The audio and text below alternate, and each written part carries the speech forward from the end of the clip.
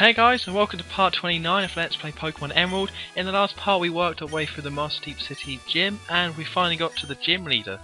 Or gym leaders, I should say, because the first time in this whole Pokemon series, and I think the only time, actually, that there is actually two gym leaders, and you actually have to do a double battle.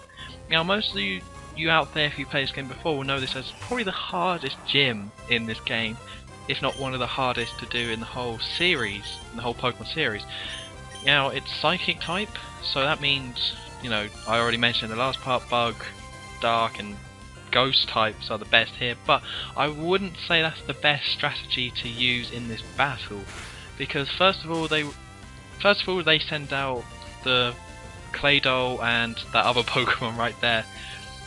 So what I decided to do, I actually did this in like my third, fourth try, which is really lucky, and this is actually a very intense battle, I think, and I hope you enjoy it. Now, so I sent out Floss and Kips because Floss is good because if I use Dragon Breath on Claydol, most of the time I manage to paralyze it, and that's really going to come in handy later on because Claydol has really good hard hitting attacks, so anything you can do to prevent that is good. Now you may think, why didn't I use Dragon Breath on that bird thing there? I'm going to call it bird thing because I don't want to pronounce it wrong. I've pronounced a lot of Pokemon names wrong over the years, but not this one. I'm not even going to try. Well, if I used Dragon Breath and paralysed it, then I would also get paralysed, and I could really do with Floss not being paralysed. So instead I was just using Dragon Dance to build up Floss's attack, because at the moment I don't really need to use it. So with Kips, the reason why Kips is there, that I'm using Muddy Water, which can lower their accuracy, I believe.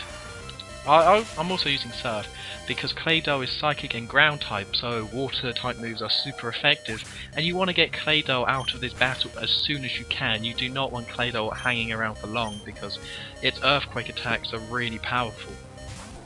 So with that one thing out, there's actually 4 Pokemon in this battle that she has, and that may not sound like a lot because it's 2 on 2, but really it's pretty damn... it's hard. It's a hard battle to do. So luckily I still have my Hyper Potions, and Floss was also luckily only on 1 HP, so I healed up Floss because I wanted Floss to paralyze Lunatone using Dragon Breath. So I decided to go for Surf again just to hit them both because I wasn't too sure, because Lunatone has Levitate, I think, yeah, has Levitate ability, so I just decided to go for Surf just to try and hit them both. Unfortunately for me, they get a critical hit on Floss and Floss goes down, which I was very irritated by because Floss had done like 2 or 3 Dragon Dances, so I was going to do some really hard hitting attacks. So now that Claydol is down, I sent out Marmite because when Claydol is around it knows Earthquake, which is ground type, a really powerful ground type move, so that would have killed Marmite straight away. But now that Marmite can come out, it can kill the bird thing using Thunderbolt pretty much in one hit, because it's also flying type, so electric types are super effective. So now that I can have Marmite, I can just take that out. And also Marmite doesn't really get affected by psychic moves that much, so I believe so as well. And that's why Kips is also a good choice, because Kips doesn't get that affected by psychic type moves. But because I couldn't paralyze Lunatone with Floss in time, because Floss got taken out, I decided to use Thunder Wave on it because I needed some sort of status effect on Lunatone. As you're going to see, Lunatone and the next Pokemon we're going to see after the bird thing dies are 2 very powerful Pokemon, so anything you can do to weaken them is, you know, great, you know. So also one thing I haven't mentioned there is that I did level up all my Pokemon to level 40. I thought I would have to level them up to a higher level, but I managed to do it on this go, which I was really happy with, so yeah, they're all level 40 across the board, all of them. There's no like level 41s or anything. So Marmite finally hits with Thunderbolt, taking down the bird thing. So now they're going to send out... wait for it, they're going to send out Solrock. I'm just going to say it's Solrock. And this is their final 2 Pokemon, 2 very strong Pokemon that you're going to want to watch out for. See, paralysing Lunatone really helped me out there because it couldn't attack that go. And then I was thinking about, should I Thunder Wave Solrock? But instead I decided to use Toxic on it, because Toxic badly poisons the Pokemon. So pretty much Solrock was going to die by itself as long as I could keep my Pokemon alive and not have them die. Because when it's badly poisoned, it does a ton of damage, and it increases how much damage it does each time. So as long as I could stay alive, I thought, you know, I'll be okay. Now I believe Lunatone is also part ground type, so I don't think electric moves would have worked on it. I think that's the case. So instead I decided to use Thunderbolt because Marmite's attack is really, or special attack is really high, so Thunderbolt is a super good attack to use. So I decided to use it on Solrock to take a load of damage. But Solrock has the berry, heals a bit, but Poison, again, it's not doing that much at the moment, but throughout this battle it will.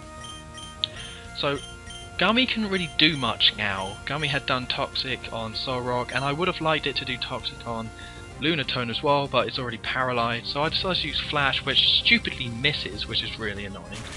Again, it just misses, it's just ridiculous. So Marmite goes down because Flamethrower is, you know, fire moves are super effective against steel, and Solrock knows Sunny Day. So using Sunny Day, their fire type moves are improved, and they can also use Solar Beam whenever they want, because I think Solrock has Solar Beam. Maybe I know one of them definitely does.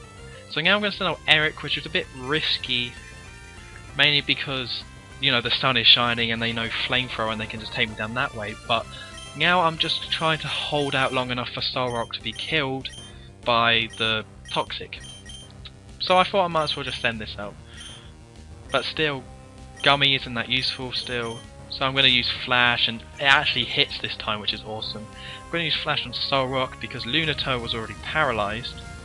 So it was gonna like not attack certain goes anyway, so I thought it'd be better if I could, you know, use Flash and Solrock and hopefully have it not hit Eric.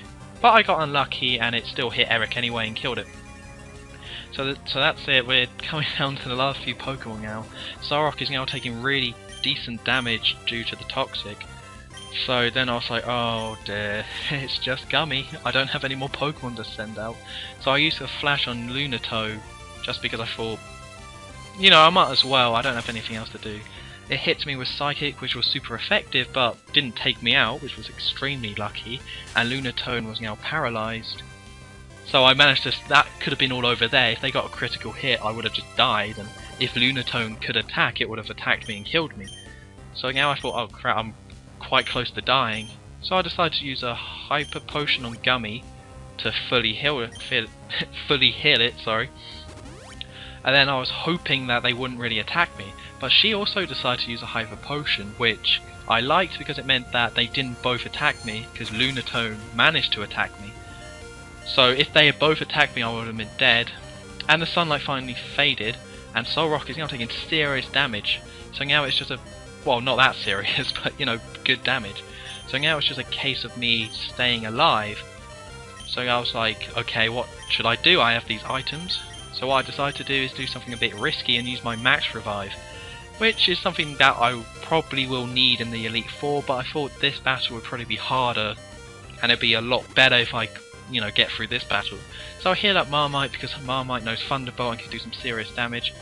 So I send out Marmite, obviously, but that's going to take up my turn, sending up a Pokemon and healing it, so now I was just kind of like, oh god. Now Gummy goes down because they attack me. I was kind of thinking that Solrock would actually use Sunny Day to, you know, to make their attacks better, but I guess the AI decided to take out Gummy rather than, you know, use Sunny Day. So I thought, right, it's got to use Sunny Day now. I'm going to do something a bit crazy because Psychic wasn't going to take me out, and Flamethrower probably would have done, but luckily she didn't use it. So I used Supersonic on Lunatone, because now I just don't want Lunatone attacking me because Solrock is going to die soon due to the poison.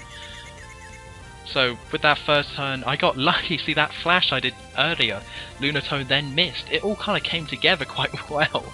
This is such a tactics battle. You know, you're not just going to win by pure like force, you're going to need some good moves. And luckily, I won due to good moves.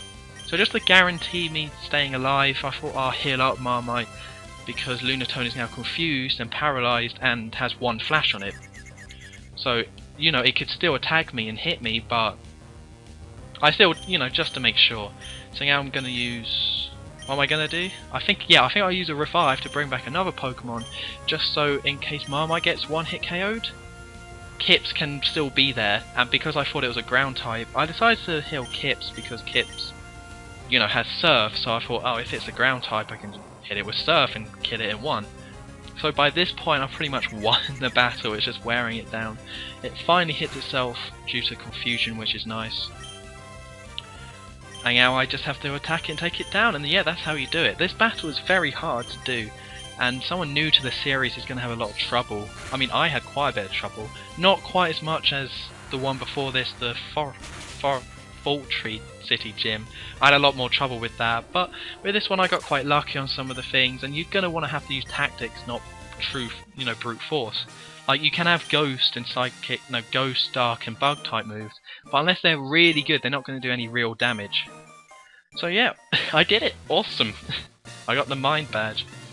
Oh, that was an intense battle to play. Oh, I'm glad that's over. Yeah, all this usual stuff. We can use Dive. TM04, which is Carmine, which is a pretty decent attack, but nothing too amazing. So yeah, that's the end of the part. So I've been HonestTom23. I hope you enjoyed this part. I hope you, if you're using this for tactics, I hope you learned something today. I always like to teach in my LPs. So I've been HonestTom23, and I will see you next time. Okay, see ya.